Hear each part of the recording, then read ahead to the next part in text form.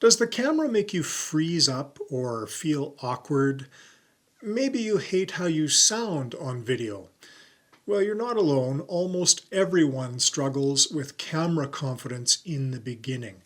But here's the good news. Confidence isn't something you're born with. It's something you build. And today, I'm going to show you exactly how to look and sound confident on camera, even if you're a total beginner. By the end of this video, you'll know the mindset shift that makes confidence easier, some practical tricks to look and sound great, and the secret to feeling natural on camera, even if you've never recorded before. Plus, I literally wrote the book on this with tons of extra tips you can use right away, and I'll tell you how you can grab it at the end. So if you're ready to stop second-guessing yourself and start creating content with confidence, let's jump in. Before we get into the practical tips, we have to talk about the biggest myth that holds people back, which is you need to be confident before you start filming. And that's like saying you need to be in shape before you start working out. It just doesn't work like that. Confidence is built through repetition. If you think about driving a car or riding a bike, the first time felt weird, right? But the more you did it, the easier it got. So here's a quick exercise you can try. Record just a 30-second video of yourself every day for the next week. You don't even have to post it or anything, just get comfortable seeing yourself on screen. And by the way, drop a comment below and tell me, what scares you the most about being on camera? Let's work through it together. Now let's talk a little bit about body language, because people judge confidence visually, so small tweaks can make a pretty big difference. Eye contact is a big one. Look at the camera lens, not your screen. This makes your audience feel like you're talking directly with them. Posture is pretty important too. Sit or stand tall with your shoulders back. If you're slouching, it comes off as you're low energy. And then there's facial expression. Start with a gentle smile before you speak. It instantly makes you more approachable. And here's a little pro tip.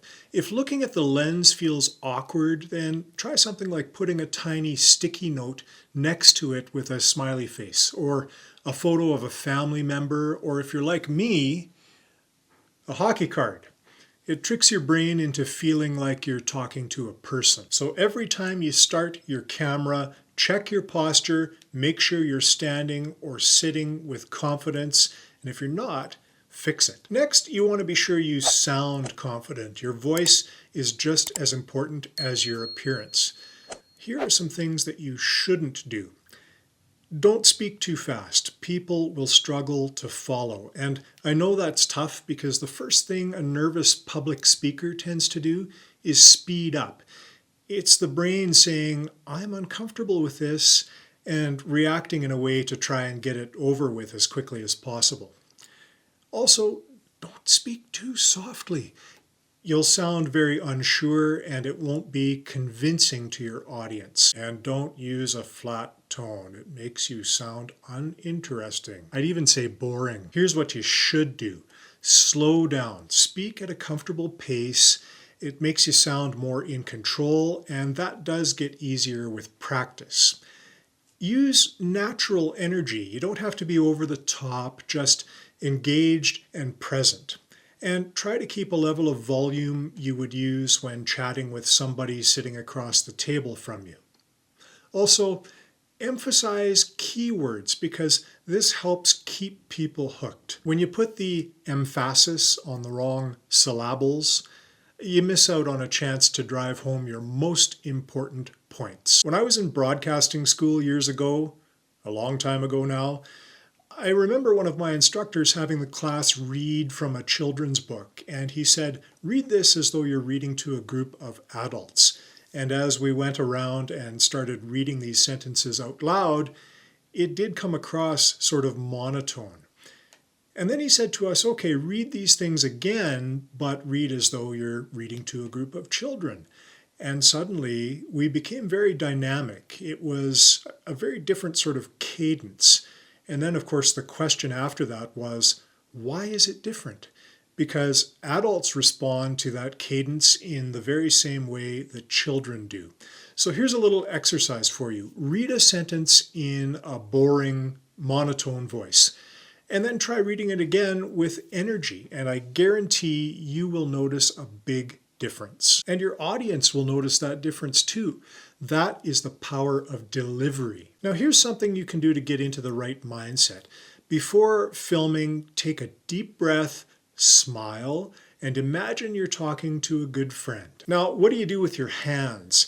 If you feel like you don't know what to do with your hands on camera, here's the trick. Use natural gestures. If you talk with your hands in real life, like I do a fair bit, do it on camera. It makes you look more engaged. Just be mindful of it because there's only this much space in the frame, and sometimes when you're crowded into this small space, all of this motion can turn into a bit of a distraction. Make sure you keep your hands visible. Don't hide them in your pockets or under the table.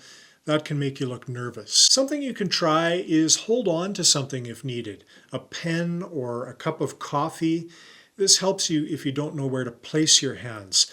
But be careful with that because, again, sometimes that can be a distraction. We can see news anchors at times with their pens working away or fidgeting. If you're a fidgeter, don't do it. Stay away from it and try to be mindful of keeping your hands fairly steady. The action step here for you is to practice recording yourself using natural hand movements and then watch it back and see what feels natural. Now here's the secret trick, the number one confidence booster. Stop thinking about performing and start talking like you would to a friend. Recording videos is kind of a performance in the sense that you have to talk to a piece of electronic equipment in front of you, but training your brain to frame that as a conversation with a real person makes a substantial difference. And after all, you're a real person here watching this video. I just can't see you through the window of the camera lens. Here's what happens when you shift your mindset. You stop overthinking and just talk naturally. You feel more comfortable on camera. And this is an important one. You sound authentic, and authenticity is what builds trust. Imagine one specific person watching your video, maybe a best friend or a family member, or your ideal audience, and speak directly with them. Next time you record, pretend you're FaceTiming a friend and watch how much easier it feels. Now here's a little bonus tip for you. If you want to improve really fast, watch your own videos back, not to criticize yourself, but to see what you can adjust. Did you use eye contact? Did you have good posture?